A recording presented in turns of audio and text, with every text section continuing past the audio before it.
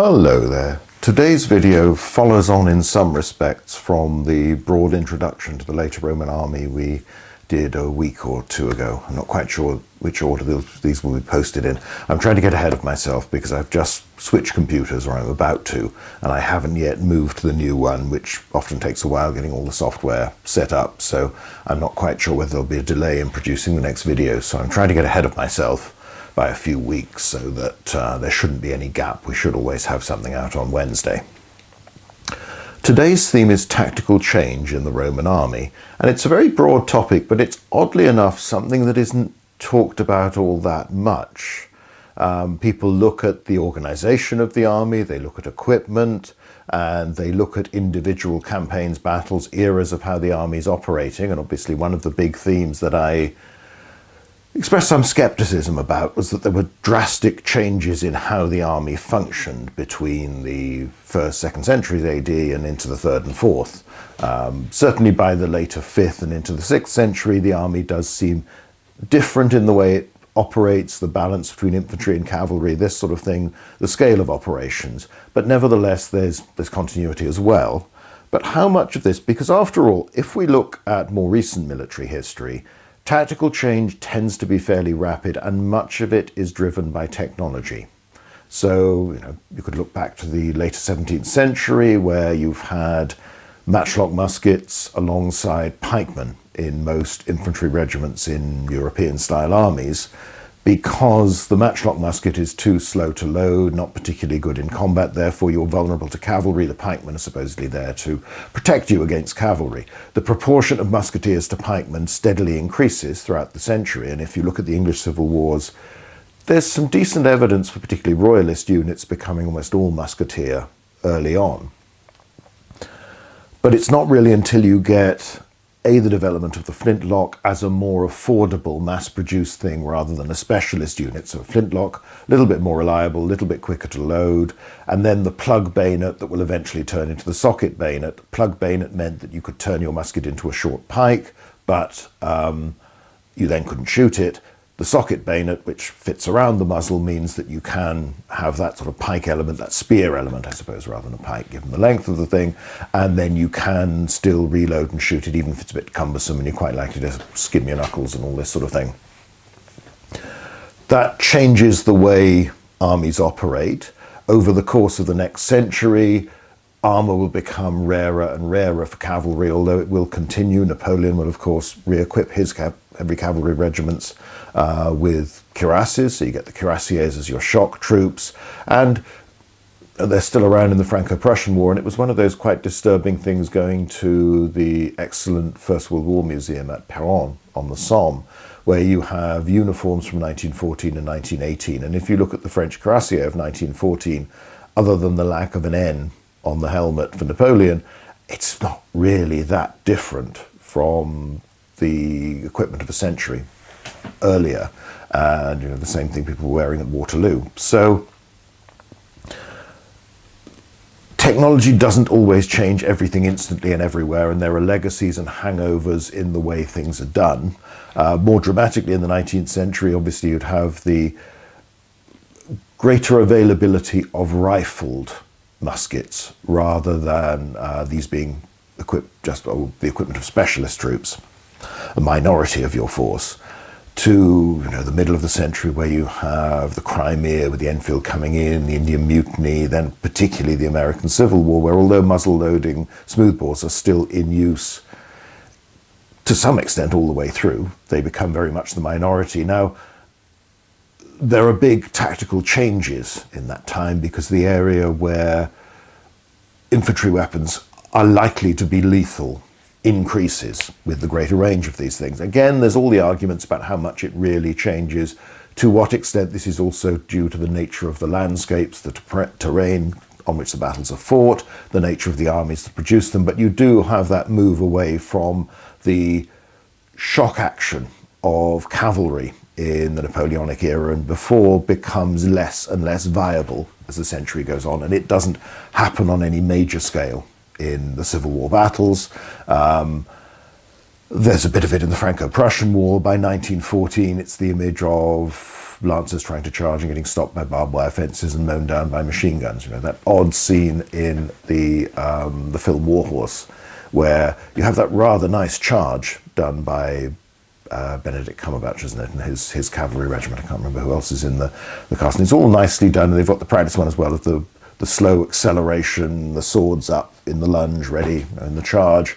And they run into this concentrated mass of German machine guns, which I don't think is the way even in 1914 anyone was really using machine guns, that mows them down. But of course, oddly, and I suppose this is for the benefit of both the story but also the audience, it's the riders that all get killed. You see the riderless horses coming past, and obviously the main thing you're going to do is shoot at the horses rather than the person, because you bring that down, then they're pretty useless as well, and there's quite a fair chance of them being injured as they come down. But also, it's a bigger target. That's the level at which you're shooting. So you do get some successful cavalry actions in the First World War, more on the Eastern Front than the West. The Eastern Front is less static, but you have them again in the Middle East. You've got famously the Australian Light Horse at Beersheba. There's that marvellous film, The Light Horseman, which does this, presents that charge spectacularly well, but authentically as well by the standards of movies.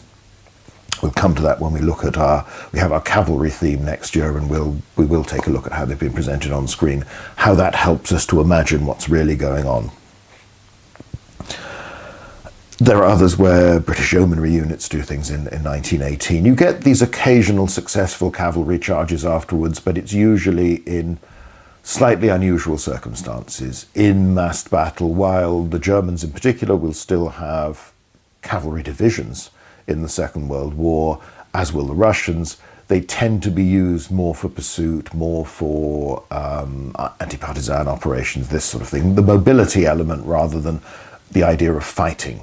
And very few of them, particularly say the Germans or even the Italians, they're not going to be armed with swords. They will have pistols, carbines, grenades, that sort of thing. So you see through technology, and of course the whole story of the 20th century, the First World War, rapid fire magazine rifles, machine guns, more efficient, longer ranged artillery, create, with much bigger armies as well, create the static warfare of the Western Front, the trench warfare, where if you're out there in the open, if the enemy can see you, they can probably kill you. That then causes problems because it's also, you're dependent on the level of communication that's possible, as radios are still cumbersome, primitive, it's hard to control a battle. You end up with those very different types, the casualty rates where the attrition that was exceptional at, say, a Borodino becomes now the normal thing, and it's all occurring at longer ranges. Everybody's switching from those bright 1914 French uniforms into the drab uniforms that some have already adopted. You get aircraft, you get gas, you get this complication. Technology invention is being driven by the demands of warfare. We're an army, we need to do this, hence the invention of the tank, hence the development of aircraft from when you think it's not too long before the war, when the Wright brothers have done their first flight, when Blériot has flown the English Channel, to 1918, where you've got the RAF doing strategic bombing, you have high altitude things, and you have a whole range of different aircraft. The contrast between a BE-2, say, of 1914 and the, I don't know, Sopwith Snipe or the improved up-engined SE-5A, Fokker D-7, the only aircraft mentioned specifically in the treaty ending the war that the Germans were not to have them. That level of advance is incredibly fast. It's been driven by the demands of warfare, but also warfare has changed because people have invented these clever things like belt-fed machine guns, like quick-firing artillery. All of this comes together that allows you to kill the enemy in ways that were different to before. So technology changes fairly rapidly in the early modern period, and then very rapidly once you get to the latter part of the 19th century into the 20th century, and still to this day. Obviously at the moment, one of the things that everybody's struggling with is the involvement of drones in warfare, on land, on sea, in the air. What's going to happen with those? And there are obviously direct experiences of how this is developing in the Ukraine, but it's it's rather like the Spanish Civil War before the Second World War. Some people, like the Condor Legion, the Germans, learn a lot from it, but not everything they learn proves to be appropriate later on.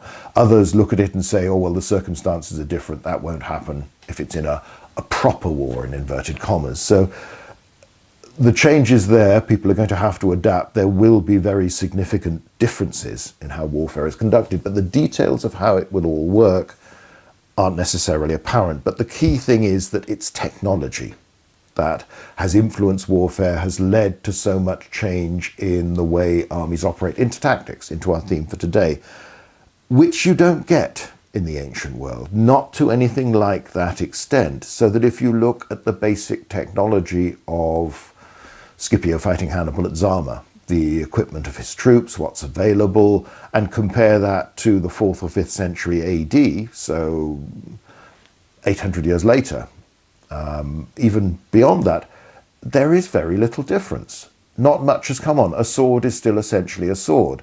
A spear is still a spear. A bow is still a bow. There are improvements. The various types of composite bow, the Hunnic bow that appears in the later 4th into the 5th century, does produce a weapon that is more effective in the right hands than some of the ones before, or at least more effective at certain things. You end up with something that is very powerful but is not really designed for long-range shooting. It's more for rapid, relatively close-range shooting by a horse archer who can then skedaddle before anybody catches him. There have been horse archers before. There have been horse archers with Alexander's army by the time he gets to India and he's faced them. The power of the bow may well improve. Perhaps the biggest change comes in artillery. The development of lighter, more mobile scorpions as they're called, the carabalistae, the cart-mounted ones, that does seem to be something that doesn't really appear until the later 1st, 2nd century AD. Not entirely clear how often they're used, particularly after that, but they are around then, and they're depicted on Trajan's column, as we see here. But basically, the changes to the other technology are more about methods of manufacture, perhaps quality of iron smelting, how your blade is made, how sharp it will be, how strong it will be, this sort of thing. The types of armor, lorica segmentata is something different, something more exotic, something more fiddly, probably has some advantages over mail and scale in terms of weight, weight distribution, flexibility, shininess, the fact that it can look really impressive. But it's not really a huge leap forward in the sense that it revolutionizes how Roman infantry equipped with this are able to operate. And it's abandoned. You don't get it much after the middle of the 3rd century, and it's probably become quite rare by then. I mean, there's some evidence for people at Leon, Legio in Spain, still manufacturing the stuff quite late, not making it particularly high quality, and how much is being used we don't know, but that seems to be a local peculiarity. We've always done it this way, we're going to keep doing it that way. So there are lots of changes for specific designs of individual pieces of equipment, but in a sense you could look at a gladius used in 3rd century BC. It's probably longer, more pointed than the ones that would be in use in the 1st century AD. By the 4th century, the gladius, as we call it, remember that's a modern label we apply, the word just means sword, the short sword that has dominated since the later 1st century BC through the 1st and a lot of the 2nd century has pretty much been abandoned, and something that we would tend to term a spatha, the longer blade, is now typical for everybody and not just cavalry. So there are differences like that, but we're not today really talking about the small detail of individual equipment. What I'd like to think about is the higher level, how units operate, how the army operates, and what are the big changes we can see there. Now, there's lots of other factors within this that will still be relevant today as they were in the Roman period and before the Roman period. So how an army fights and the tactic it's adopted will come from its playbook, its training, its organization, its doctrine, but they will also be adapted to meet the requirements of the situation. What are you trying to do there? They will be adapted for the topography, the terrain features, the numbers you have available compared to the enemy and what's going on. So those things tend to be fairly constant, but obviously will be influenced by the type of army you've got, the type of weaponry you have. You also have, let me just check, yes, my microphone is still working. Didn't get a chance to charge it up as fully today as I meant to, so I need to keep an eye on it so that I don't end up going into silent movie country where I've got to mime everything I'm doing. But within that, you have the individual and the corporate experience of the army in question. So more experienced individuals will be able to do more ambitious things, but they may also be more cautious. They may have got used to operating in a particular way because that's how they fought before. If you take them to a different situation against a different opponent, perhaps some of the lessons they've learned in the past will have to be adapted. They will no longer be appropriate because your enemy won't behave in the same way as your former enemies. It's corporate experience, there's doctrine, all of which are linked to the culture of the army, and more broadly the army is going to reflect aspects of society as well. So it's questions like this we're going to think about. We're also going to think more about what sort of troops you have in your army, what sort of army it is, what it's for.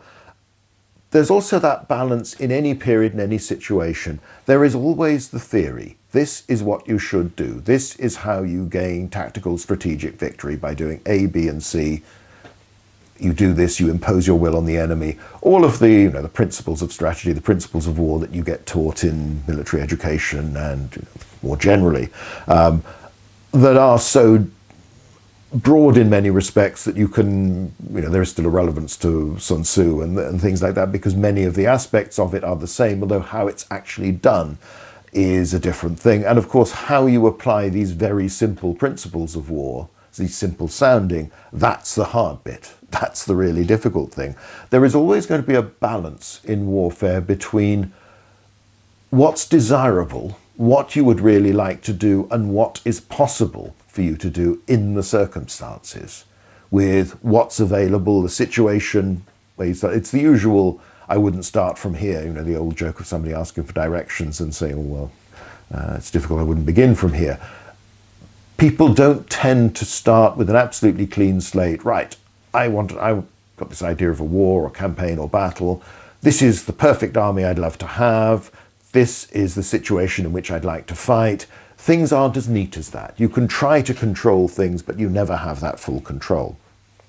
So, broad overview of this question and a little bit of discussion in the past, because it is linked to the overview of the development of the Roman army, how it turns from the familiar army of the Principate into the army of the 4th and 5th centuries that is less familiar to the generalist, someone who hasn't looked more specifically. You can recognize one of a reenactor wearing lorica seg with his rectangular scutum, imperial Gallic helmet, pilum, gladius, all this sort of thing.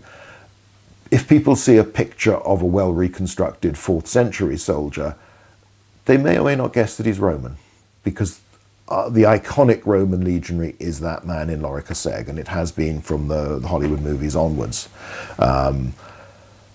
So some present an idea that is linked to what I was talking about before, and that's the sense that the Roman army changed in the later 3rd and into the 4th century, just as the Roman state, the Roman Empire, the imperial system changed because it had to, because the old ways didn't work anymore. The threats were more serious, and you couldn't meet them with the old tactics, the old strategy, the old organization, the old equipment. And therefore, what we see, the change we see, is survival of the fittest, in a sense. It's adaptation to cope with this new environment far more effectively than if you just stayed as you were. This can be even pushed into the idea of stagnation. A book I'd heartily recommend to everyone, David Potter's The Roman Empire at Bay, 20 years old now, 21 years old, marvelous survey of the 3rd and into the 4th centuries, part of it, with a narrative structure to it, but also lots of thematic analysis. It's well worth a look, as is everything by that author. But he presents a view, again, it's partly because most late Romanists will want to be very positive about how the late Roman Empire, the late Roman army, which is a reflection of that empire, how they come to be as they are and how they operate. And he presents the argument that you actually have stagnation of the earlier imperial army in the 2nd century AD. A lot of this draws upon one of those fascinating texts, Arrian's Ectaxis contra Alanos, battle order against the Alans, or march against the Alans. Now, Arrian, of course, is more famous to most people as one of the main historians for Alexander the Great, even though he was a Roman senator. He's from Bithynia, he's from the Greek East, but he's also a Roman. He is consul, he is imperial legatus Augusti of the province of Cappadocia, where he commands an army and has to operate against an incursion by Alan tribesmen. This is the basis for this relatively short text, which describes how the army, the orders he would give for the army on the march, and then the formation they would deploy into to meet the Alans in battle.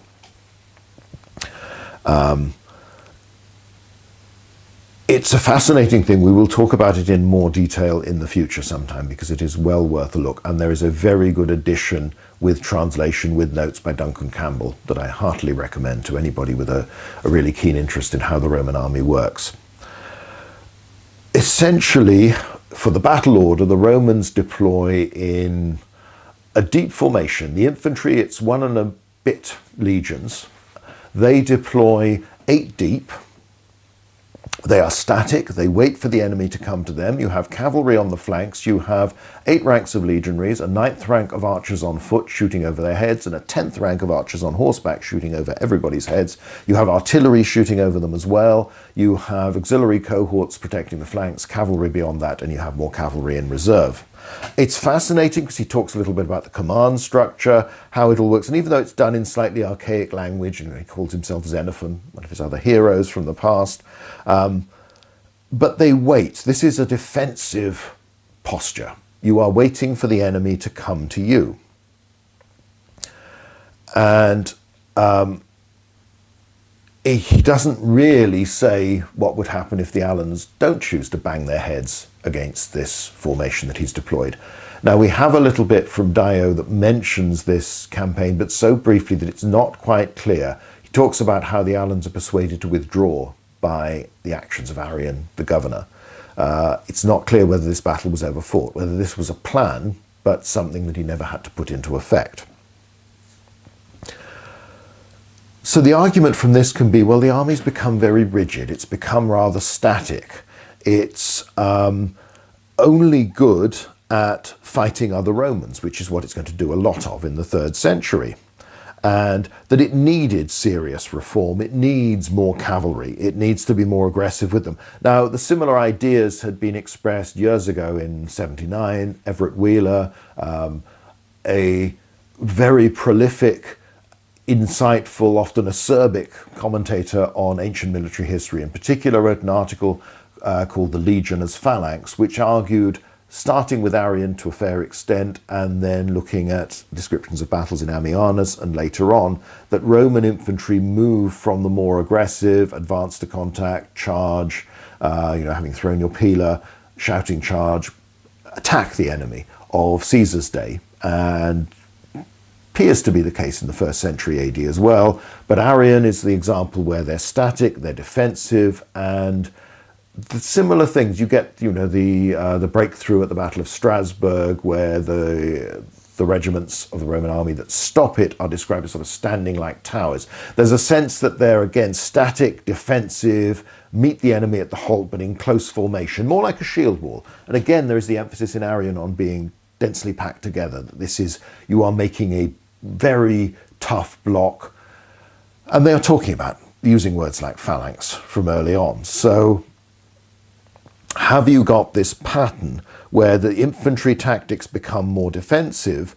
But of course, ironically enough, even though the word phalanx is used, Greek phalanxes were not defensive formations, but were aggressive ones. So it's Arrian to Ammianus to the Strategicon, this late 6th century AD manual, either by or dedicated to the Emperor Maurice. And in that, Roman infantry are very much static reserve, dense formation. They offer protection for the cavalry, do the attacking, do the fighting forward, but then can pull back, reform behind the infantry, or on the flanks, but the infantry are basically a base. They're not static. And you get words like testudo, phalanx, and it's reflected in Procopius, the sort of battles there. The infantry don't do a lot. They tend to be basically defensive, basically rather static. But you have to be careful about this because really, is there so much change? We'll come back to that. It's going to be one of our themes to argue. Now, in neither case is this more than a tentative reconstruction by either of those authors. Both are fully aware that the evidence is not very good, and they are trying to link the fragments we've got and present a coherent pattern to it. But actually, study of this sort of thing, of tactics, is rare for people working on the ancient world. It often gets mentioned, but it tends to be individual changes and used as an explanation. You know, if you're defeated, then your tactics must have been bad. Maybe the doctrine of the army is bad, it needs reform. Good tactics equal victory. So, you know, if you look at the Second World War parallel, Blitzkrieg for the Germans in 1940, works really well, spectacularly so. The lessons learned by the Allies, they think, well, we need loads and loads of tanks because that's what the propaganda films have emphasized. So that 1940 begins as strategic rather than a tactical victory, but it tends to get interpreted as everything the Germans were doing they got right. That's not necessarily what the Wehrmacht was thinking at the time, because there are reports on saying, well, this worked, this didn't work. When they go into Russia, some of this changes and they have to adapt, because when you surround all these Russians and they try and break out, suddenly you're fighting a defensive battle to seal off the pocket, and you haven't really trained and prepared for that much. So this is something you're having to make up, whereas by the time the Allies start to meet the Germans, particularly on continental Europe, by the time they've got to Italy, let alone Normandy, the tactical doctrine has changed because strategically, the German army has been on the defensive for the best part of a year before this happens. Therefore, they are adapting the old way of fighting to that type of warfare. And their offensives tend to be more clumsy and less successful. One thing, that the big lesson, and we'll not go into all of that because I know people have strong feelings on that, and you know, I'm sure I will do more videos on themes of the Second World War and other periods at other times. The bulk will always be ancient history on this channel, but I do want to vary it just because I think that expands the way we get used to thinking about things, and it improves our chances of thinking intelligently and challenging many of the assumptions when we're looking at the ancient world. But many of the lessons the Allies learn, the British in particular find they've raised too many armoured units by the later war. Think of how the US Army adopts the organisation of its armoured divisions. Some of the ones with the early system that go to, say, Tunisia, have vast numbers of tanks, far more than they will ever have later on, before people have realised actually you need a lot of infantry. You know, it's fine to have the tanks, they've got to seize something, but it's only the infantry, and some of them will need to be armoured infantry. They will turn up to hold it. It's, you know, it has other factors. It's to do with the economic, industrial background, production, all this sort of thing. But the pattern is, as the Allies increase the number of tanks they've got, both per division and overall, the Germans do the reverse. The German numbers decrease. Now, again, lots of other factors behind that. And we have to be a little bit careful. There are obviously lots of nice, simple explanations. So you could say, one you'd often hear is that if you look at the army of Frederick the Great in 7 Years' War, that era and before, it's linear but flexible. You look at the Prussian army in 1806 campaign at Jena, Auerstadt, it's become rigid. And the idea is that you've trained up in the piece that's largely followed, you've forgotten the really important things that you did that gave you victory before, and you've concentrated on the minutiae, the rigid discipline, and it makes you inflexible. There are elements of that, but there's also a lot of very poor command decisions made by the Prussian High Command in 1806, and you're up against Napoleon's army probably at its peak. So again, comes back to that point, there's always what you'd like to do and what's actually possible in the circumstances. And remember, whatever you think about tactics, whatever you think about equipment, doctrine, the enemy has a say in these matters. They aren't necessarily going to do just what you want them to do. It also tends to be complicated, and remember that even though we're talking about centuries, the Roman army isn't necessarily the same in one era everywhere it's operating because the circumstances aren't the same. So I will quote from Caesar's account of one of the early battles in the Spanish campaign of 49 BC during the Civil War, where Caesar actually draws a distinction between his legionaries and the legionaries that have been stationed in the Iberian Peninsula. So he says this: "The method of fighting adopted by the enemy was to charge at full speed, boldly seize a position, take no particular trouble to preserve their ranks, but fight singly and in loose order. If they were hard pressed, they did not consider it a disgrace to retire and quit their position, for, waging a continuous warfare against the Lusitanians and other barbarous tribes, they had become used to a barbarous kind of fighting. As it usually happened that when troops have spent a long time in any district, they are greatly influenced by the methods of the country. It was this system that now threw our men into confusion, unaccustomed as they were to this kind of fighting. For as the enemy kept charging singly, they thought that they were being surrounded on their exposed flank. As for themselves, they had judged it right to keep their ranks and not to desert their standards, nor to give up without grave cause the position they had taken. So when the vanguard was thrown into confusion, the legion posted on that wing could not stand its ground and withdrew to the nearest hill." That's from BC 144. Now you have to be a little bit cautious about this. I have cited this passage before, and I'll just again remind people of some of the caveats. Caesar is describing a civil war when his soldiers are fighting other Roman soldiers, and that's obviously problematic in terms, given that he's writing for a Roman audience. Yes, it's much easier to celebrate nostri, our men, when they're going and fighting Germans or Gauls or Britons, things like that, foreigners, clear barbarians.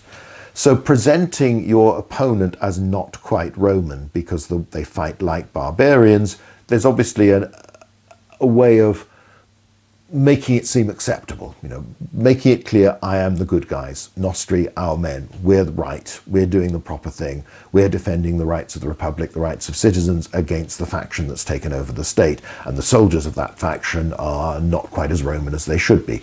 He's similarly dismissive of the troops of Gabinius that have been left behind in Egypt as ceasing to be proper Romans. On the other hand, there is also a lot of sense in what he's saying, in that there is no point fighting in a method that doesn't suit the country where you're fighting and the enemy you're fighting.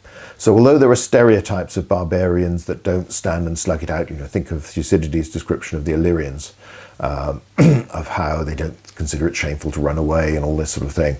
You've got those ideas there. So it's important to be a little bit cautious, but on the whole, there is logic to what he was saying, that legions that have been operating against Lusitanian tribes will fight in a way that most allows them to defeat those Lusitanian tribes, rather than in a way that would, say, work well against Numidians or Parthians or Gauls or Germans. So this pattern that the Roman system is flexible enough to adapt to the local situation is clearly there in the literature of this period and later on. So let's get down to basics. Let's look at the composition of the army. You have cavalry, you have infantry. Obviously we think of Romans, particularly in the earlier period, the famous period, it's the legionary on foot who is the classic Roman soldier. Now in the Punic Wars and that period, you still have the citizen cavalry, you have allied cavalry as well from Italy, but these are supplemented by foreign allies, non-Italian allies, often from the locality where you're fighting, Numidians, Gauls, Spaniards, whatever it might be. The ideal is always a mixture. Even though there are relatively few Roman citizen cavalrymen, they're not visible at all in Caesar's day. In his accounts, they appear in the Principate as the 120. It's that figure we get from Josephus, and you get a bit in Hyginus in his, that you have a legion has a small component of cavalry, but is basically infantrymen. And most of your cavalry come from the auxiliary units, but there are a lot of them. The ideal has always been a mixture of troops, whereas that had been less true, at least in certain periods in classical Greek warfare, where your army almost entirely fought on foot. Though again, cavalry begin to play more and more of a role as the Peloponnesian War develops, let alone you get into the 4th century. So the ideal, as it had been for Philip and Alexander, is not just infantry or just cavalry, but a mixture of the two, and a mixture of heavy infantry and light infantry.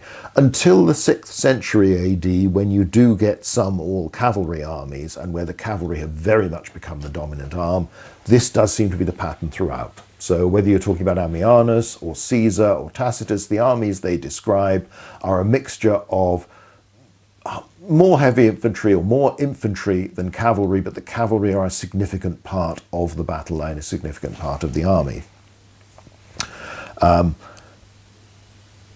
So unless you get exceptions in small-scale fighting, obviously if this is a question where you have hundreds involved, you might have an all-cavalry force.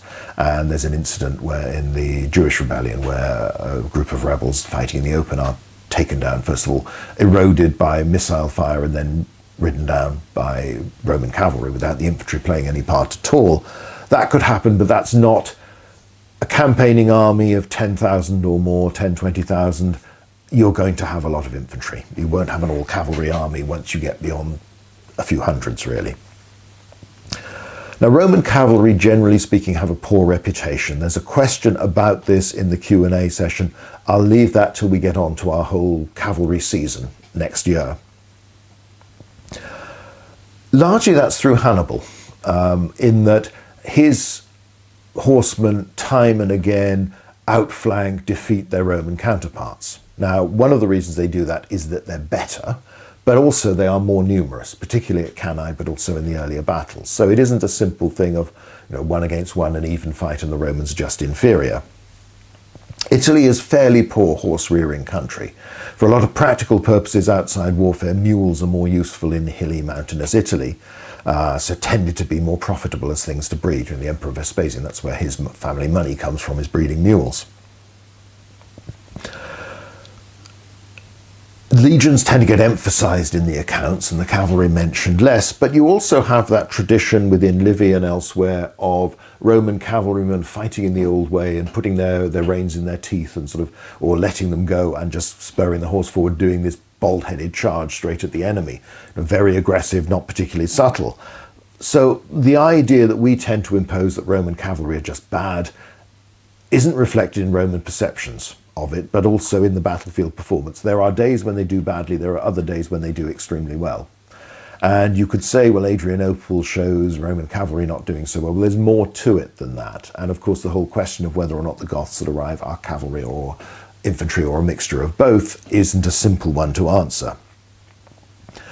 So legions tend to get emphasized, particularly in Caesar, but then remember he's writing these with the audience in mind of this sort of classes that produce the centurions and other officers, the real heroes of the story. It's also there in Tacitus, but they're bigger as well. Remember, again, a legion is an organization that's paper strength is 5,000 or so, whereas the cavalry units never get much bigger than the 5 to 700, not quite 800 you'll have for military auxiliary units. Rather less attention is received by ally, the cavalry units, auxiliary cavalry units in the later Republic. And there's that throwaway line by Caesar when he suddenly mentions he's had 3,000 of these chaps along with 6,000 infantry that have followed him in all campaigns. He doesn't mention until he's on his way to Spain in 49 BC.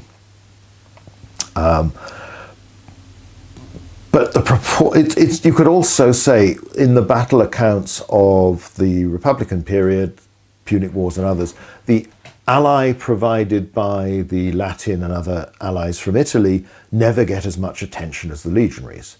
And it's much harder to understand their tactics. We don't know. We assume they have a manipular organization very similar to the one employed by the Roman legions, but we don't really know. It's implied. So you do get cases where the sources will focus on particular troops and not tell you so much about what other people are doing, even though they're there and even though what they're doing is important. You could argue British accounts of Waterloo greatly stress the role played by British units and to some extent the KGL, far less the Hanoverians, let alone the Dutch, the Belgians, the Brunswickers, Nassauers and the like, even though they're important, whereas you get the accounts written from those sources and they will emphasize their own part far more. It's a fairly natural thing. You talk about the people you know and the people that matter most to you. It isn't necessarily a conscious excluding the others, it's just you tend to focus on what interests you, and that tends to be your own people. Hence in the Roman sources much more emphasis on the legions. The proportion of cavalry to infantry in the army varies considerably in the late Republic, rather less so in the Principate because the units are more permanent. Most of the provincial garrisons get fairly static. I mean, they're moved around a bit, though then, of course, there is the question of which troops you actually take out to put into a field force when you are operating on campaign. You would still probably, under the Principate, at least 25% of the Roman army consists of mounted troops.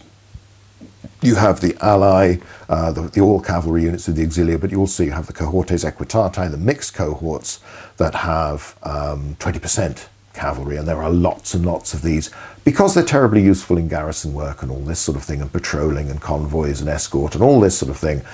Arrian, interestingly enough, takes the cavalry contingents from several cohorts and groups them together, brigades them together to form viable units for both the march column, but also for the battle itself. So that suggests how they're used. The proportion of mounted troops on Hadrian's Wall by the late 2nd, early 3rd century is probably even higher, getting beyond that 25% to 30%, that sort of thing. So there are a lot. The Roman army is not, even though the legionary is our quintessential Roman soldier, even though he gets emphasized in the sources and in our imagination, he's never fighting on his own. This is always a well-balanced mixed force. It's very hard to calculate the proportion of infantry to cavalry by the 4th century. Ammianus doesn't tend to give us those sorts of figures. The Notitia Dignitatum we talked about last time, this late 4th, early 5th century civilian document about the posts, the ranks, the organization of the imperial state, essentially. So it lists army units because it's listing their commanders and who's responsible for them. You can look at the number of cavalry units there, and it seems to be quite a lot. We then have the problem, we're not quite sure how big all these units are supposed to be. Overall, it's very hard to argue for a drastic increase in the number of cavalry in the Roman army, at least in proportion to the number of infantry, because again, you have the arguments just how big is the army supposed to be by the later 4th century, and how big is it actually, compared to earlier on when we've got more units documented and we have a clearer idea of their theoretical strength and not necessarily their actual strength.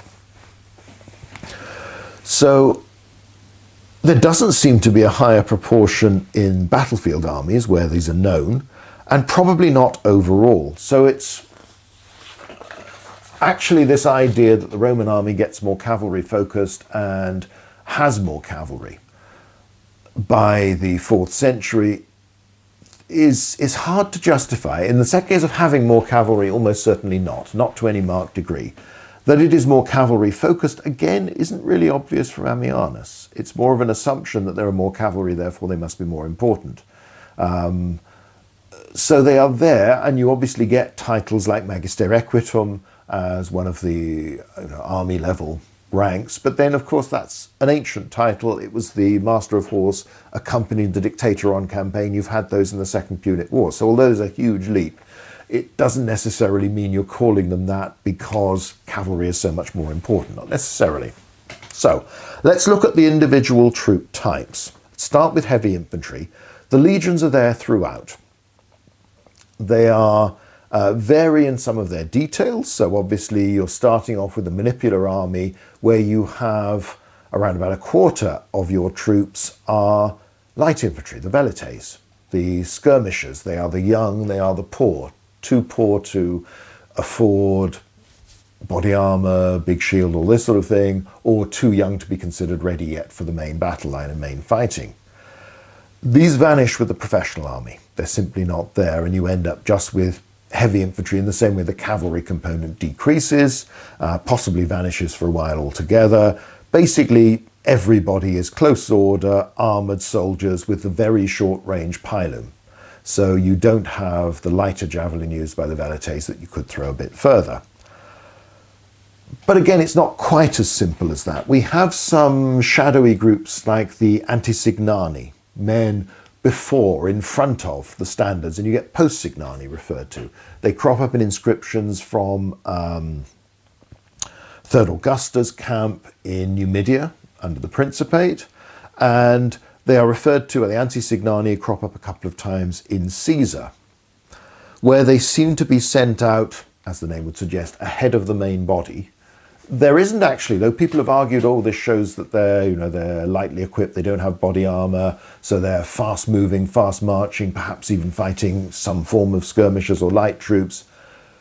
They seem to be associated with cavalry. There isn't actually any evidence that they fight in dispersed order rather than close formation. There isn't any direct evidence that they are not wearing body armor or that their equipment is in any respect lighter.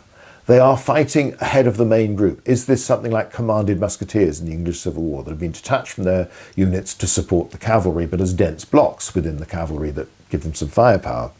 Are the antisignani a dense block behind which the cavalry can rally, reform to go back? Possibly, perhaps not. It's very hard to be certain.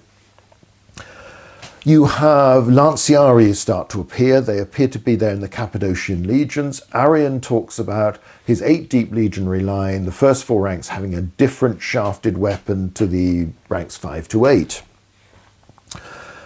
Lucian, the satirist of the 2nd century AD, also happens to mention lanciarii in context of the Cappadocian legions. So there's some confirmation. I find, because of the description of the kontos, is the word used, which we'd normally think of as a long spear, by the, that's the Greek that Arrian is using for the men in the front ranks, ranks 1 to 4, given that he talks about it having a sort of long iron head, does rather strike me as this is probably a pilum. However, the men there seem to have been using them as spears and to some extent bracing them to receive the charge of the Alan cavalry rather than throwing them. Now you do get, Caesar mentions in the attack on one of the camps at Alesia, men using their pila as spears. So this isn't completely out of the ordinary. And remember, the old idea of bendy heads is one of those myths that somehow gathered momentum that's long since been discredited by Peter Connolly and others. The javelins used by the velites, those do seem to have been designed to bend, but not those used by, not the pilum itself. Now, we have evidence for both of these types amongst the Cappadocian legions. We don't have evidence for them elsewhere until you get lanciarii with the Parthica legions raised by Septimius Severus at the very end of the 2nd into the 3rd century AD, who also seem to be depicted with oval shields, possibly flat oval shields, on the surviving tombstones from Apamea, which is early 3rd century.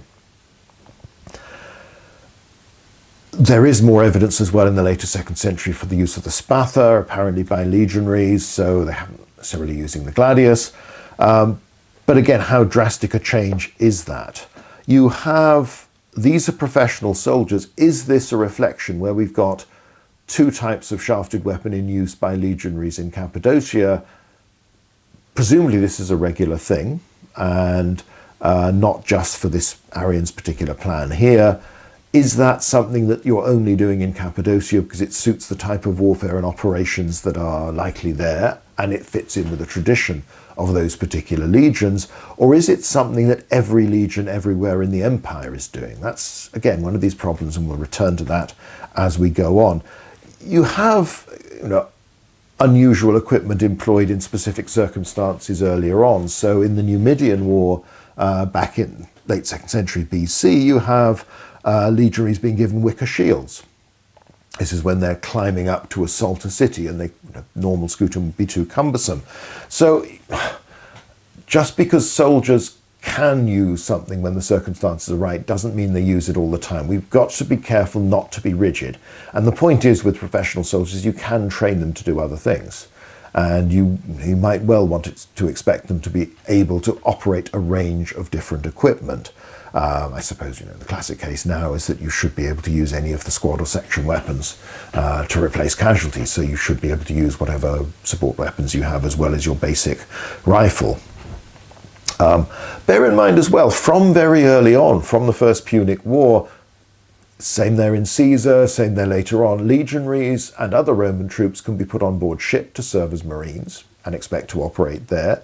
During sieges, the way they fight is often very different, and they can be used as artillerymen that feature particularly in sieges where you need more artillery than you normally have, and where you have artillery, according to Vegetius, allocated at a standard level to legions, but certainly in use by legions, and you have the men in that duty roster from Egypt that are sent to the artillery. Now, whether that's to just stand guard, whether it's to polish the damn things, or whether it's to learn how to operate them or repair them, maintain them, all of those things. You have within the Legion, certainly, and again, debated over whether auxiliary units sometimes have this capacity as well, men who are specialists as artillerymen. So nothing is really quite as simple. There has always been a degree of flexibility, a degree of variation in the tasks being performed by legionaries. By the time you get to the 4th century, the pilum, as we recognize it from earlier on, is pretty much unknown. There are some similar fairly heavy javelins, some of them with long shanks, and you have, the angon and things like this associated with some of the barbarians. But spears and javelins, more normal. It isn't always easy to tell from the spearhead that survives whether this is something that could be thrown or could not, and how are you supposed to use it. You can usually tell something that is primarily designed to be thrown against a larger head that primarily is therefore used for thrusting, for fighting in that respect, but a lot depends on the size of the shaft, the length of the shaft, the thickness of it. It's not always easy to know, and many of them may have been used in more than one way. You could throw them, you could thrust them, depending on the circumstances. The emphasis is still very much on close order. Ammianus in particular emphasizes exchange of missiles before close combat, but again, that's been happening all the way through. Now, it might be a concentrated volley or succession of volleys from your peeler, which have to be used at close range if they're going to be very effective, before a charge or even when you're receiving a charge. But it varies in other circumstances. They usually seem to advance to contact as well. Yes, you have the bit about the supporting units standing like towers when the Alemanni break through and bump into them and are blocked there. But again, these are supporting units. You have already advanced to battle. In the east in particular, the infantry advance quickly to get through the killing range of Sasanian bowmen and sweep them away. Same idea the Greeks have been doing at Marathon. You get it in Xenophon, you get it elsewhere. It's repeated in other Roman sources. It's the logical thing to do. If the enemy have missile weapons, but they're not very good at close combat, and you're good at close combat and well protected, then you want to get through their killing zone as quickly as possible, get to close quarters with them because they will win. Whereas if you stand back and let them shoot at you, that's not to your advantage. So there's simple logic with it.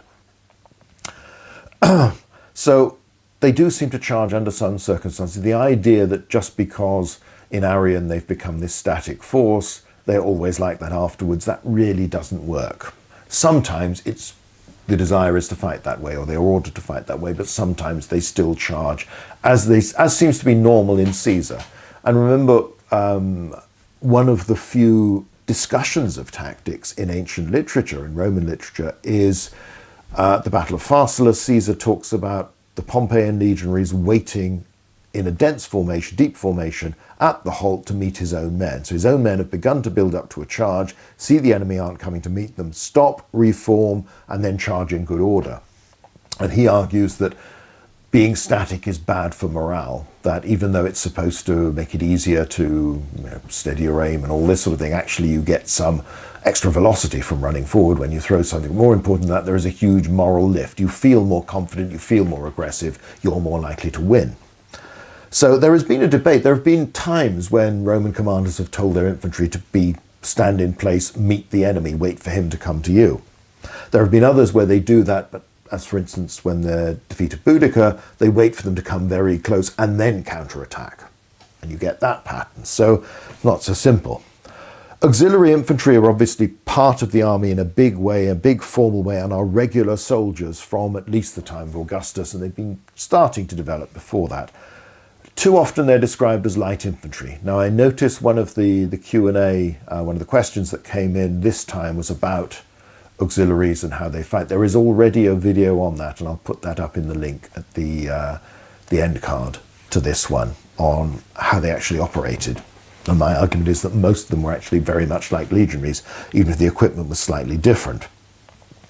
They tend to be described as light infantry, I think, to distinguish them from the legionaries. There is also this problem, the Latin word expedita, which means without baggage, without extra kit, and can be used for an army as well as individual units. Tends to be, people interpret this as, oh, well, they don't have body armor, they're all going with light gear. Actually, it's basically like going in without your backpack, just your basic webbing and what you've got there, rather than removing all your main gear. There's no evidence for it meaning that at all. Supporting the legions, because of the word auxilia, help, support, that sort of thing, it's often assumed, well, they've got to be different then, haven't they? Bishop and Coulston make the argument for the equipment being different, the pilum and the shield having a fundamentally different approach to fighting. It's more to do with close order. The flat oval shield and the javelin spears the auxiliaries use encourages a more open form of fighting. But it's hard to push that too far, and it's not entirely clear that's the case. The bulk of auxiliary infantry always seem to be armoured. They always seem to wear mail or scale, and they do appear to be close order troops. There doesn't seem to be any fundamental difference in function or style. Josephus will describe them alike as hoplites. And they're essentially supporting the army. They provide the numbers that citizens can't provide. So most of the Roman infantry in all periods are heavy infantrymen that fight in close order, though there are smaller variations in terms of the type of equipment, the type of armour, the type of shafted weapons they're using. There are skirmishers, so let's look at those now. The leves cohortes, you do specifically get light cohorts. So some auxiliaries seem to be known as this. We don't ever have an inscription with a unit having this in its title, which is one of those problems, whereas we do, for instance, get archers, secretari. We also know that slingers are around. You see them on Trajan's column. You find there's sometimes debate over whether the sling bullets were shot by light ballistae or thrown in slings, the lead ones, but stones, pebbles, they're clearly there on Trajan's column. There are these slingers. There's also that poor guy without a sling just lobbing bricks or lobbing stones at people, whether that's a sculptor's mistake or a reflection that you really did have people doing this, as you do in some other periods of the ancient world, hard to say. So only formal units of archers are actually described as archers. Some of them horse archers, most on foot. Again, some people have said, well, maybe it's just where a lot of these units are initially raised in the eastern provinces, archer is synonymous with soldier, so that over time they might not actually be archers, they might simply be soldiers. There's no positive evidence for that theory, but it's an interesting idea. If you look at Trajan's column and elsewhere, the archers are usually armoured.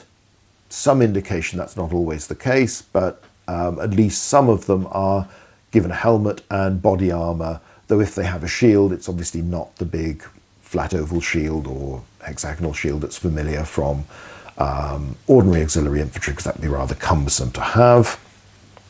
The proportion of them varies from province to province. So it's hard to say overall. They're a significant minority within the army is probably the best way.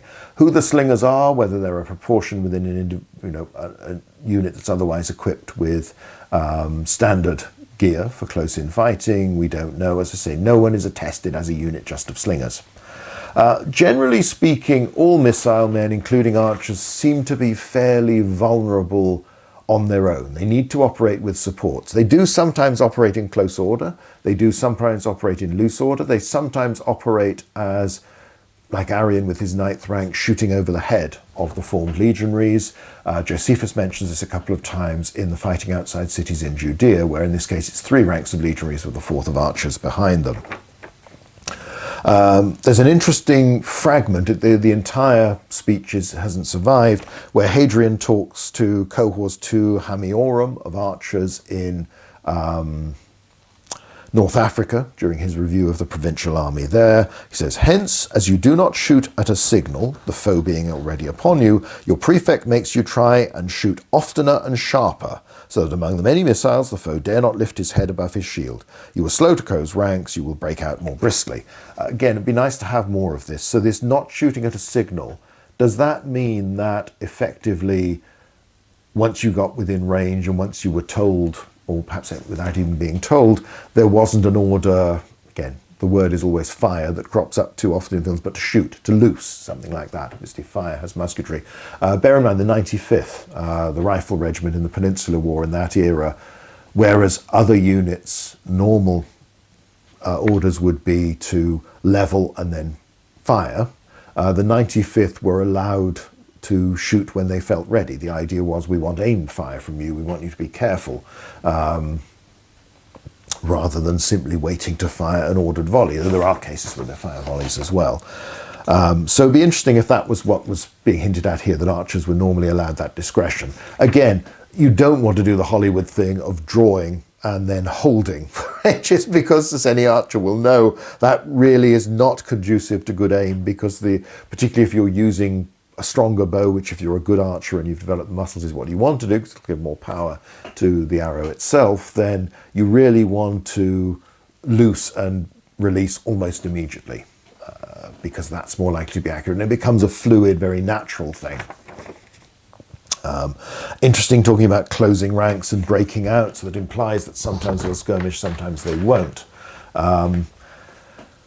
So they seem to be vulnerable to without supports, perhaps especially to cavalry and fast-moving infantry. There's the implication there that Hadrian is saying, well, you'll be able to shoot so fast and bombard your opponents with missiles that they'll be crouching down, ducking behind their shields. So maybe you can. That's the closest we come to the idea that archers could defend their own frontage. Elsewhere, that doesn't seem to be the case. When they need people in front of them or in close support, otherwise they're going to be swept away. Other missiles you get mentioned. Artillery does seem to be relatively uncommon in battle, at least in terms of being mentioned in battle. But Arrian does use them as to add to his firepower. Caesar on a few occasions. Artillery, you get the impression of great accuracy rather than causing lots of casualties. So you have in Caesar, or it's one of Caesar's generals, writes in the African War 29, where a scorpion, this is actually on the walls of a fortified city, shoots the leader of a turma, a troop of cavalry, pins him to his horse, the rest panic and flee. These are very accurate, and the reconstructions have shown this level of accuracy. You can put a bolt in the same place again and again, and it's very powerful. It will go through somebody's leg, pin them to the saddle in this case. So you can take people out, and often it's something that the enemy has no counter to. They're not capable of this, they don't have the engineering skill, but there is no impression of artillery as battlefield winners on their own, or even as a predominant thing that you put in a barrage and then you do your assault. I know that's the gladiator scene and all this sort of thing. That certainly happens in sieges, but in open battle it may not have been practical too often, but they do now and again figure. So they're significant, but they're part, again, of this mixed all-arms force. And they're still there at the end of the period. The basic role doesn't seem to have changed. In terms of quantity of missiles, again, you get more impression of vast amounts and lots of shooting in sieges, but it always seems to be there. Think of Dyrrhachium, where you have 3 cohorts of the 9th in these outpost forts. Most of the garrison gets wounded. 30,000 arrows supposedly counted within the Roman perimeter afterwards in the aftermath. Scaever gets about 180 in his shield. He loses an eye. 4 centurions get blinded by this. You get the other, Celsus interestingly tells us that slingshot can knock somebody out, cause concussion without penetrating armor, so it can be useful in that respect. Generally speaking, there doesn't seem a lot of difference. Missiles are still important, but not decisive later on, particularly from the Roman point of view. Obviously, some of your Eastern armies are more concerned with deluging you with missiles, though even the Parthians, it's weaken the enemy until you can ride him down. So it isn't going to win the battle on its own, but it will do a lot of the work for you. So you have, maybe you've had use of people archers in the rear ranks. That seems to be the case. It's certainly there in the strategicon, both with infantry and cavalry, as a normal thing, but it's not entirely new. It's also worth remembering that you have Germanicus, and you get this drawn as well by Livy earlier on. He addresses his men when they're fighting in forested area in Germany and says that actually as legionaries you're better off in this dense country than the Germans are. Their spears are more cumbersome than yours. We can fight all right in this. So we often get too simplistic and say, well, Romans, close order troops, that's the only way they can fight. They're terrible in any sort of broken terrain. It isn't always true. They can adapt and they can fight effectively. Now, cavalry. These are obviously a big feature of the armies. The reliance on allied and mercenaries in most periods means that there's a lot of variation in type. So you get continuities under the Principate where, at least when formed, cavalry tend to be in ethnic units, but again, the impression is that there's very little effort to keep units distinct and recruited from the particular group, even though probably most auxiliary units would tend to be dominated by one or two groups. They might not necessarily be the ones that they're named after, but they're the ones that are the most available, accessible source of recruits to keep the unit topped up, and they're considered to be good soldiers. Even though there's some variation in the fighting styles, difference striking obviously between, say, the Numidians and Gauls that are both used by the Romans and the Carthaginians in the Punic Wars, the bulk of auxiliary cavalry under the Principate, although they have all these ethnic titles, do appear to have this standard equipment. They have mail or scale armor, they have a flat shield that's oval, hexagonal, rectangular, they have a helmet usually. There are a few exceptions. Adam Clissi, for instance, the men are shown without helmets. They carry, Josephus talks about one sort of heavier spear and several smaller ones in some sort of quiver or something. We're not quite sure how that works, as extra missiles. But again, the classic thing, the man shown on the cavalry tombstone has a spear, sometimes a sword. You've always got the sword there as backup. They are depicted as being able to fight at a distance, though at a relatively short distance when you're throwing javelins or spears, but also to charge, fight sword in hand when the situation is suitable. The horses appear to be unarmoured, even though the men are armoured. Arrian's Tactica, his description of the cavalry sports, makes it very clear that skirmishing was practiced and used for displays and all this sort of thing. So fast moving, shooting, advancing, retreating, all of these sorts of things, but they're also capable of charges, and they do seem to be multi-role cavalry. They can charge knee to knee, they can skirmish as individuals, as groups, so they can be shock cavalry, but they can also be skirmishing cavalry. They're a combination, and they can at times fight on foot as well. Ostorius Scapula does this in the first rebellion of the Iceni. You have cavalrymen leading the charge across the ramps dropped by siege towers at Jotapata in the Jewish rebellion. There are smaller numbers of specialist shock cavalry, cataphracts, Clibinari, this sort of thing, and there are smaller numbers of specialist light cavalry. You have the Numidians. You also have ally of horse archers. There are only a few depictions of these, and most of them are so badly eroded it's very hard to tell whether the men in question are wearing armour or not. So we don't quite know, and it seems reasonable to think so. Nobody describes them, tells us about this. So you have a few people that are primarily designed for skirmishing, for missile shooting, rather than close up. That's not to say that they couldn't, under some circumstances, charge an enemy and ride him down, if that enemy was vulnerable, if that enemy was scattered, dispersed, fleeing, that sort of thing, but generally speaking.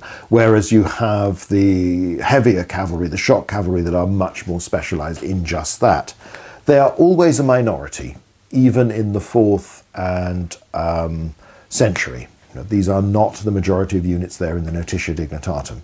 There are cataphracts, there are Climinari, but there are other units as well.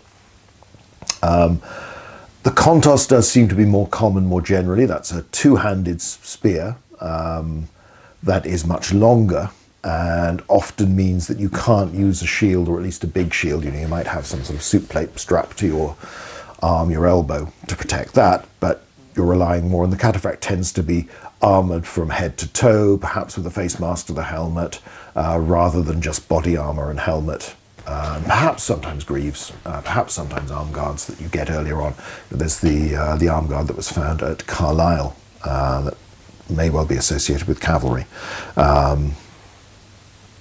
So you have, but the 6th century, the classic cavalryman of the Strategicon is very much a compromised trooper. Yes, he can charge, but he's also got a bow, and archery is emphasized. So they seem to be moving back towards this all-rounder, somebody who can fight from a distance but can also charge home, which is not so very different, even if it's more specialized in the way he's doing, and even if high-quality archers are much more common amongst your cavalry than they were before. So that's a big change. but the overall role is a variation on the theme that you've always had. What complicates things is there is some evidence from the later 3rd century of cataphracts in units that were not described as cataphracts in their title. So although we have the first formal unit comes in under Hadrian, the first known unit of Contari, Contos armed troops comes in under Trajan, and then there are a few afterwards, that doesn't necessarily mean that nobody was like that before. So when Josephus talks about these Roman cavalrymen leading the charge across the ramps from the drawbridges drop down from the siege towers, that's because of their particularly heavy armour, which does rather suggest a cataphract. So people have speculated, well, is, the Allied troops from Commagene or something like this. But on the other hand, do you have some men? There are a few indications from inscriptions from papyri that you have cataphracts in ordinary units. So what do you have? A specialist troop where you've got, like your grenadier company in a battalion in the 18th, early 19th century, big burly blokes who are to be your assault troops? Or do you have, say, the front rank in other troops that are better armoured than everybody behind? Again, you have variation in the equipment of individual ranks in the strategicon. It's a logical thing to do. You'd have it in the medieval period where, you'd have your knights supported by squires, men-at-arms with less equipment as you go back from the ranks. Again, we don't know, but there's probably more variation at lots of periods than we expect. So although, yes, there are definitely more cataphracts clibanarii attested by the later 4th century than there are earlier. And that does seem to suggest that this is a tactical response. The idea you've not only you're up against the Sasanians, but you're also, the cavalry perhaps are improving amongst some of the Germanic peoples you're facing as well, so you want to be bigger and tougher than them. I mean, interestingly enough, the cataphracts at Strasbourg don't do so well. Their leader gets killed, his horse collapses under him. Somebody gets killed, the leader falls off his horse, faints, they run away. So you're having lots of equipment doesn't always mean that you've gained the confidence from that and fight better as a result. Anyway, within your army you have variation. That's the clear thing to emphasize. Perhaps you have more specialist cavalry later on than you have earlier, but we can't quantify that too clearly. And it may be as well that overall this means you could push the whole cavalry becoming a bit more important, a slight emphasis that some of your shock troops, your most aggressive troops now might be cavalry in a way that they would have been infantry in earlier centuries. Just check my, yep, still 2 green lights, this should be all right. But let's put it all together. How do the armies deploy and fight battles? First thing to say is that actually, if you look the very broad overview, then the pattern remains pretty much the same throughout the period we're dealing with. The commonest is always put your cavalry on the flanks and your infantry in the centre, and that's true not just of the Romans, but of everybody in the ancient world. Infantry are less mobile, but more solid, and cavalry, therefore, less good for anchoring your position, because they're not designed to fight standing still. Infantry can do that if you need to, and when they do move, they don't move so fast. Cavalry tend to be back and forth, and the cliche you get of cavalry actions all the way through the ancient world is of a charge forward, pursue the enemy, win, meet some reserves, get chased back. Cavalry combat is very fluid, it's very back and forth. Infantry combat tends to be more banging your head together, static, more fighting over a fixed position in a settled area. And that's true if you look at the accounts of people watching cavalry units engaging each other at Waterloo and before. It's again back and forth. It was often harder to tell who was winning quickly. Infantry tend to confront each other at much closer ranges, and there's less movement involved. They don't run back and forth in the same way. Less common for the Romans, what makes them unusual is that, again, pretty much throughout the period, they tend to deploy in more than one line. Most armies don't really do this, and that's even true of the Hellenistic armies with their more sophisticated organization, command structure and experience and training. They tend to go for everything in the shop window, everything deployed, ready to support each other in one big attack, rather than lots of reserves to be fed into the combat as it goes on. The Romans are always different in this respect. The triplex acies, the 3 lines, remains the commonest, universal in the days of the Manipular Legion, still most frequent in Julius Caesar's day, but you get variations. 2 lines, 4 lines of units. 1 line of units is very rare and is seen as particularly vulnerable. You get novelties. In Africa, Caesar at one point is formed with 1 line of cohorts and actually then alternates the units. One faces forward, one faces backwards because he's being surrounded. So that's unusual. And then they advance away from, one charges forward, the ones facing back charge in that direction. So there is always an emphasis on reserves in Roman military thinking, in Roman tactics. Perhaps that changes a little. It's harder to see patterns in later antiquity of 3 lines being so common. 2 lines would seem to be more frequent, though again, we're not, the base of evidence is poor. Strasbourg, it seems to be 2 lines. Maybe there'll be smaller reserves around the commander. But again, is that just the individual circumstances? If you look at the strategicon, the infantry may be deployed in 1 line of blocks, solid blocks, and that's also reflected at Dara and some of the other battles described. Cavalry, however, seem more likely still to be employed in more than 1 line.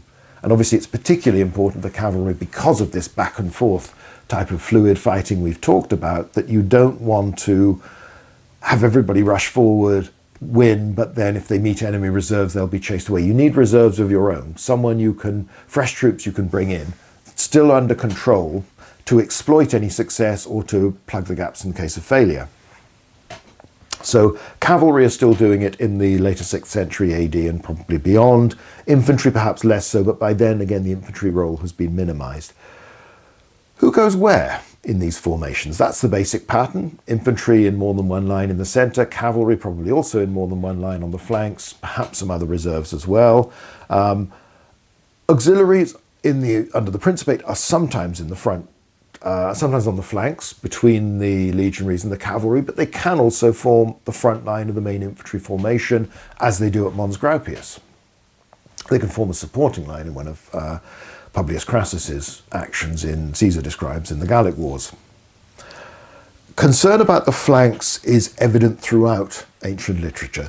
Bear in mind, the flanks are the places of honor, and there's a reason for that. It isn't simply the idea that, a man carries his spear or his sword in his right hand, his shield in his left hand, therefore the spear side, that's what does the fighting, that's the place of honor. That tradition that will lead to the right of the line in 18th and 19th century armies and still on parade today. That's seniority. You know where you're supposed to stand. You're the most senior. That's the place of honor. And then that develops into the second place of honor is the left, people in the middle. Flanks are vulnerable because they are open. If you're attacked in the side, it's more difficult, particularly for a formation, to meet it successfully. And there's the danger, of course, that you're attacked both from the front and the side simultaneously, which is bad however you look at it. So there's a lot of concern about the flanks is evident in Julius Caesar and elsewhere in terms of anchoring your flanks on impassable terrain or on fortifications, of your mobile cavalry that are more able to meet enemy appearing from other directions or starting to overwhelm you, but also trying to stretch and extend the enemy line, not to end up with being outflanked. And you can see this in hoplite warfare as well. These concerns are all there. So the right is the place of the honor then at the left. So for instance, at Pharsalus, the 10th, Caesar's favorite legion, is on the right. The left is held by the 8th and 9th, again, 2 of the legions he'd inherited in 58 BC amongst his most experienced troops. They're depleted in numbers, so they're combined under one command, and they hold the place of honor on the left. You've got, obviously, particularly on the right at Pharsalus, the threat of the massed enemy cavalry. It's repeated in other Civil War battles. Again, senior units, the 10th nearly always forms the right of Caesar's lines. And veteran legions tend to be on the flanks. You don't let your raw troops deploy there.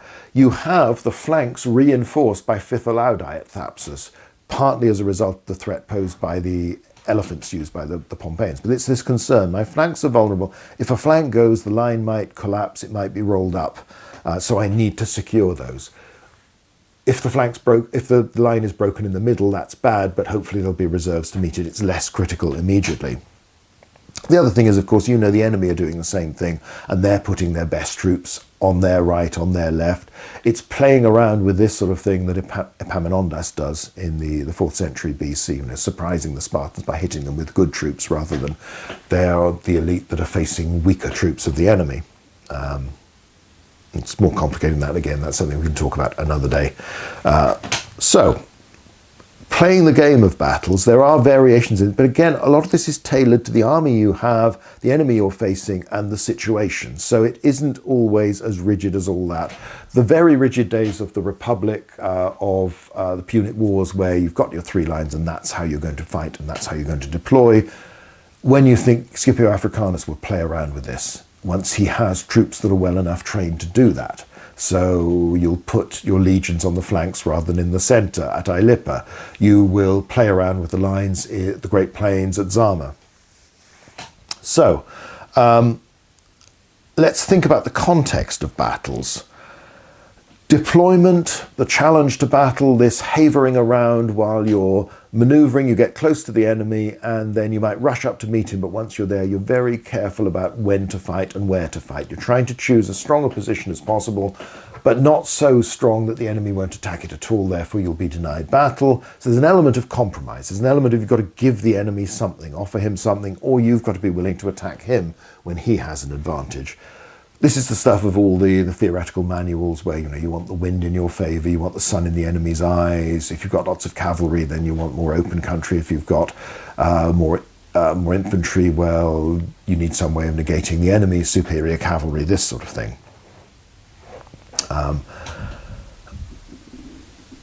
And you can see in Caesar as well, he certainly presents his Gallic opponents and others as thinking in the same way as when he takes up a strong position. For instance, against Belgic tribes, he's on one side of a valley with a stream in between, there on the other. They won't attack him any more than he will attack them, because neither side wants to have to attack uphill, having disordered themselves crossing a stream. Enemy can be confused about intentions. Ilipa obviously is how you manipulate this system and their expectations to do something that surprises them, to which it's too late for them to react. They don't have time. At Strasbourg, Julian's army is advancing, and then the left wing halts because they're suspicious of an ambush in an old area of a sort of canal, some broken country. And actually they're right, Ammianus says, well, they are, this is what's going on. Instead, they watch, and they don't seem to engage, and there is no impression from the accounts that there is heavy fighting or engagement in that section. So part of your line stops, the rest moves on. Again, a theme I'll talk about more at some point. Battle lines are not solid, unit to unit, shoulder to shoulder for miles on end. They are more open, they are more fluid, and you can do that at Strasbourg. There isn't suddenly an open flank that the Alemanni are able to exploit because part of the army has stopped. Because it's still there, it's watching, so if you come forward, they will hit you if you come into the open. So it becomes a standoff. The march to contact. Not all battles are pitched battles where you've had days, even weeks, waiting to see what's going to happen and deciding when to fight. It can last for months in some cases, until you run out of food, essentially. As long as you can be supplied, you can stay there and you're just waiting for the right moment. Because when a battle actually happens, you can lose it really quickly and lose your army and not be able to fight again for a long time. So it is a dangerous thing, and many commanders are reluctant to take that risk until they feel absolutely confident of winning. Some battles occur when the armies bump into each other, usually when the enemy is already waiting in position and you bump up to them and they attack you or they appear from ambush. Though occasionally you get, as with Cynocephali, both armies simply marching in opposite directions come to the same pass, so it develops that way.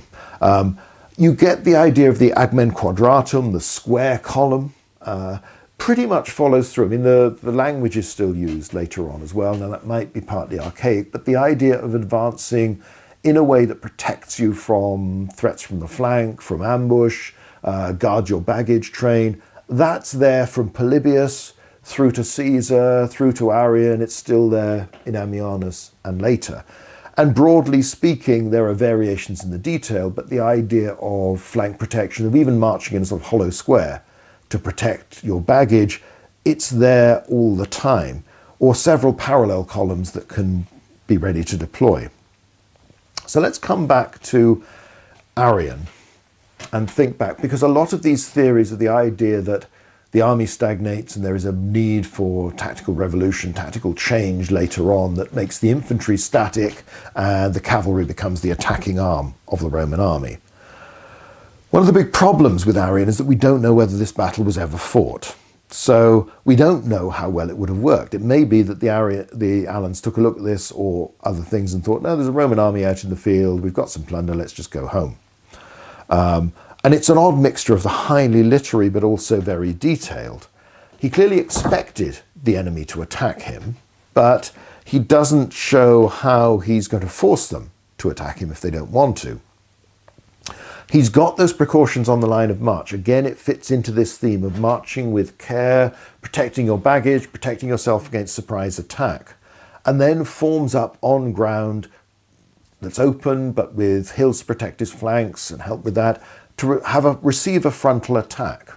The enemy were the Alans. They're a Sarmatian people, they're cavalry, predominantly a lot of heavily armoured cavalry, and the doctrine is, Tacitus emphasises in one of these throwaway comments that Parthians fighting Alans, that the Parthians preferred more shooting from a distance, the Alans were the more aggressive, let's charge straight in and fight hand to hand. Also that their bows were less powerful than the Parthian equivalent, so that it was in their, again, like the infantry, sweeping foot archers away by charging quickly and not worrying too much about formation. Same thing could happen with cavalry. So this is a battle order, a tactic, deployment that is designed to meet the attack of an all-cavalry force, an overwhelmingly cavalry force, of which a significant part are shock cavalry, people who are heavily armoured, the horse perhaps as well as the man, will charge into contact, want to ride you down. They'll look terrifying coming towards you, their armour glittering, they've got this long contos, but they are willing to attack you head on. Therefore, dense formation, because if your infantry are in a shallow formation, they might not feel too confident about stopping this. Pack them in tightly, it's harder for them to run away. Brace themselves, you've got some of the ranks bracing the men in front. In the front, you've got the pylon being used as a spear, and then you've got, so that's the idea that they will be a solid block that, like a Napoleonic square, will make the horsemen pull up short. As long as the infantry remains steady, the horsemen can't get to you. The horses are not going to be dumb enough to impale themselves on that row of peeler points and ride into what looks like a solid wall to them. However, they've still got the long contos, which might have a longer reach than you, but to counter that, A, you're making lots of noise, you're raising a battle cry at this point to frighten them, having been silent beforehand, silent to wait for the orders. You've got ranks 5 to 8 throwing probably the lancia, probably a form of javelin, over your heads. You've got the foot archers in the 9th, the horse archers in the 10th, and artillery behind, lobbing more missiles over your head. So the Alans will be stopped. They will then be pelted with a barrage of missiles until they're persuaded to go away. When they do retreat, the infantry formation opens up, creates gaps to allow the cavalry to advance. The cavalry advances in pursuit, but in order, something Hadrian emphasizes at Lambysis, these inscriptions after the exercises performed by the army of the province, but also by Arrian. Half of them will stay in reserve, they will advance in good order, so it's not that, oh, we've chased them off, but they might be reforming, so we don't just gallop off after them in best Hollywood fashion and then run into a dense and now well-motivated group of Alans who counterattack in turn. You do it carefully, cautiously, you don't risk ambush, you don't risk getting out of your horses getting blown, the units getting scattered. So it's concentrated missile, power, rear ranks, the archers, the artillery. It's very specific tactics for a very specific situation. I think that's hard to ignore. It shouldn't be ignored. The idea that this is what the Roman army would do when it, say, confronted a whole load of Caledonians in northern Britain, or Marcomanni, Quadi, beyond the Danube. Those are different opponents. You don't necessarily have just this one play, and that's the only tactic you ever use, and that's the only way you fight. And there's no reason to assume that this was standard. There are similarities in other situations. Vespasian and Titus in the Jewish War have used archers, as I say, a 4th rank behind formed infantry. But would the army in Britain or North Africa or Dacia deploy in the same way? I don't think there's any reason why they should. When you come onto this concept of a defensive phalanx, the old Greek manuals have the synaspismos, the locked shields, 18-inch frontage per man. This seems to be overwhelmingly a static formation. You know, you're packed in so tightly that nobody can get to you. All their pikes are pointing out in front. There's perhaps one case of it being used in defending a breach, where it does stop the Romans dead because they simply can't get through. But bear in mind, Philip, Alexander's battles, most of the successes, the phalanx advances to combat. You probably don't do that over any distance in an 18-inch frontage per man. It's just too tight. So it's more defensive and probably occasional. Arrian's legions are densely employed. Note they have to open out before they can advance, before anybody can advance. It's not clear whether it's necessarily 18-inch frontage in the Strategicon or Arrian, who again, the Strategicon emphasizes dense infantry blocks and a static posture, maybe closer than the 3-foot normal frontage. It'll depend a lot. I mean, there's only so tightly you can press people, particularly depending on the size of their shields, what equipment they're using. The testudo, which appears sometimes and is obviously the famous, you know, the tortoise, the shields around the sides, the shields on the roof, is not necessarily the same thing. It could be defensive. Antony's men form up in testudo when they're being bombarded by Parthian horse archers, but it's also used aggressively to approach the walls in sieges, so you can move in that. But how common it is not clear. It's hard for infantry to attack cavalry unless the cavalry have already been brought to a halt, as has happened with Pompey's men at Pharsalus, when the reserve cohorts come forward and hit them when they've already engaged with and driven off Caesar's own cavalry. They seem to be milling around. You're coming into and then you can stampede them. And Antony's men do the same. Again, just like Arrians, you use noise to frighten cavalry. Frighten the horses even if you don't panic the people. So close formation is still vital to receive a charge by cavalry, and it's easier to keep this while stationary. So generally speaking, when you're confronted by cavalry, you are going to meet them at the halt if you are infantry. But that doesn't mean that that's all you do under every circumstances. Again, Ammianus makes it very clear Julian advances at Strasbourg. His left wing then comes to a halt, but the main part of the army, yes, you talk of them standing like towers, shields protecting men like a testudo, but it's very rhetorical. And the supports, some of them double up to help. So even they are not static. The idea that sometimes, yes, you do get hit by a charge of the enemy, but not all the time. The emphasis is on the disciplined Romans repulsing Germans, Roman formation, Romans fighting as a team. He doesn't say they remain stationary. So there are lots of big leaps of logic in this idea that the army and Roman infantry have moved into a much more defensive, static thing, and then you could extend that. Well, they've got the Sparta, so they've got a longer reach.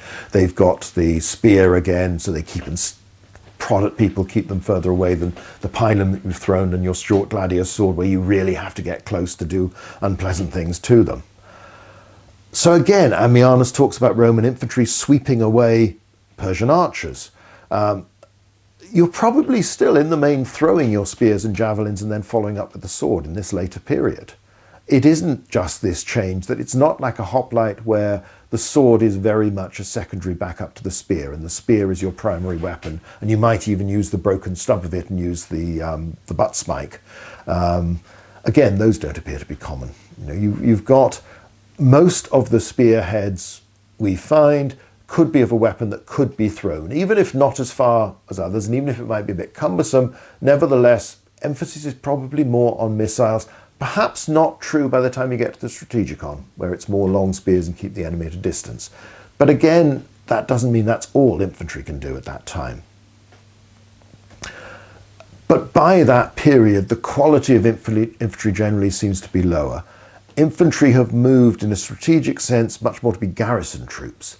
They don't get put in the field armies as often as earlier periods, therefore they're less experienced, less confident, and less used to this sort of thing. So when you bring lots of these people out of fairly quiet garrison duty where they've only patrolled, skirmished, but they haven't fought in a battle line against a big enemy army, then packing them together and not expecting too much from them, protecting them by ditches, as Belisarius will do at Dara. All of these are good things, and it helps them to play a useful role. It's a different role to the earlier days. Poor quality infantry. Again, remember Pompey at Pharsalus, where Caesar criticizes him for deploying his legions and telling them to remain in place, not to advance to meet the enemy, but meet them at the halt. That's because they are less experienced. And his hope is that Caesar's men will charge too far and get scattered, and their formation will break up, therefore giving an advantage to his troops. But it isn't, this is what I always want to do. This is a reflection of, you know, you're fighting veterans and your troops are nowhere near as experienced or good or as well trained. So the Romans still tend to attack the enemy in the field rather than defend. Look at the battles in the Gothic War under Valens, both before, you know, when the Romans attacked the Gothic Lager, at Adrianople, they advanced to attack in the earlier battles. You still tend to attack the enemy in the field rather than defend. So it has not become this rigid, static thing. And it's not all about your cavalry. Your infantry are still playing a major and frequently aggressive role in this. It's not that that's the only thing they can do. Sometimes they can be defensive. Again, it comes back to the circumstances. So as a conclusion, I would say that there's actually rather less change in the basic tactics, the basic way the army functions throughout the centuries. Lots of variations in quality of troops, levels of training, levels of confidence. If you've lost the earlier battles in a campaign, it's much harder to persuade people that you can win this time. Therefore, you've got to be a lot more careful. Inevitable variation in experience, training, leadership of troops. And this is not something you can simply say, well, in the early period they're good, in the later period they're bad, or early period good, middle period dodgy, stagnating, later period, 4th century, they're becoming good again. It will vary in each of those times depending on the experience of those troops, the quality of their officers, the circumstances of when all this is happening and why it's happening.